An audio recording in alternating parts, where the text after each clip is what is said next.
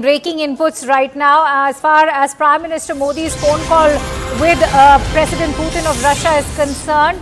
Prime Minister Modi informed about his recent visit to Kiev, emphasizing his interest in contributing to a possible political and diplomatic settlement of the situation around Ukraine.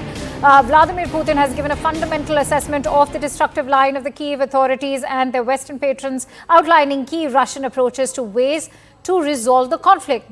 This is what the Russian readout states. Now, remember, this phone call has happened not just after Prime Minister returned from his visit from Ukraine, but also on a day when Russia has attacked Ukraine again in one of the largest attacks so far in this war. Siddhant joins me on the phone line with more inputs. Siddhant, what can we now expect from the assessment that's been shared by President Putin with the Indian Prime Minister?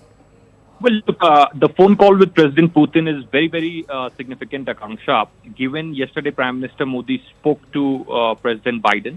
He briefed President Biden about his recent visit to Ukraine. Both leaders shared perspective.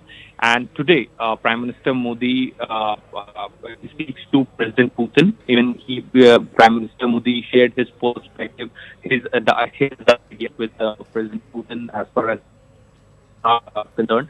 And now we are getting this unofficial translation of the conversation that two leaders had. And as you rightly pointed out, that Putin gave a fundamental assessment of the destructive line of the Kiev authorities and the Western patrons, outlining key Russian approaches to ways to resolve the conflict.